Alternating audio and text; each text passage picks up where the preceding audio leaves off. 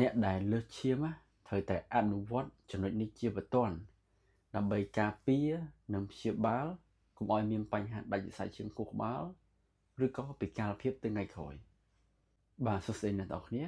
អ្នកដែលលើសឈាមគាត់មានឱកាសច្រើនមែនទែនដែលឲ្យគាត់នឹងដាច់សរសៃឈាមខួរក្បាលទី1គឺហាមជក់បារីទាំងខ្លួនយើងនេះកុំជក់បារីហើយកុំនៅចិត្តជាមួយអ្នកជក់បារីឧទាហរណ៍យើងបានផ្ដាច់បារីហើយប៉ុន្តែអ្នកជុំវិញខ្លួនក៏បានជក់បារីអញ្ចឹងដូចទេអញ្ចឹងកុំជក់បារីហើយអ្នកជុំវិញខ្លួនកុំជក់បារីដែរណាទី2គឺហាមផឹកស្រាអញ្ចឹងមិនដឹងថាខ្លួនឯងមានបញ្ហាលើសឈាមហើយនៅតែបន្តផឹកស្រាទៀតអញ្ចឹងមានតែតាមហ្នឹងហើយទី3គឺកុំអោយថតខ្លាំងពេកអញ្ចឹងបើថតខ្លាំងពេកត្រូវតែបញ្ចុះគីឡូវាមានរបៀបច្រើនណាដើម្បីបញ្ចុះគីឡូណា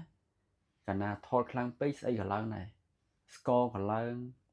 សម្ពាធឈាមក៏ឡើងខ្លាញ់ក៏ឡើងបញ្ហាមែនតើទី4គឺរបបអាហារអញ្ចឹងរបបអាហារអត់មានអីបាក់ទេបើដឹងថាខ្លួនឯងឡើងឈាមហើយតមប្រៃតិចទៅត្រមខ្លាញ់តិចទៅតមផ្អែមតិចទៅបដូរមកញ៉ាំផ្លែឈើឬក៏បន្លែឬក៏គ្រាប់ធញ្ញជាតិឬក៏ត្រីដែលវាជួយបានច្រើនហើយល្អសម្រាប់សុខភាពណាទី5គឺហាត់ប្រាណហ្នឹងហើយអញ្ចឹងបើដេកស៊ីអត់ហាត់ប្រាណមុននឹងក្រោយឯងលើសឈាមទី6កុំ stress ពេក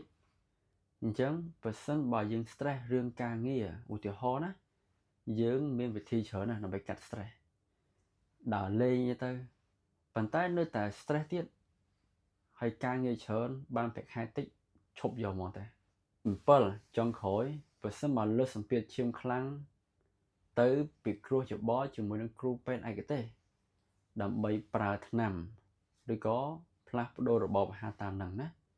កុំទុកឲ្យយូរពេកប្រយ័ត្នថាមានបញ្ហាដាច់សរសៃឈាមខួរក្បាលទៅថ្ងៃក្រោយពិការភាពទៅថ្ងៃក្រោយ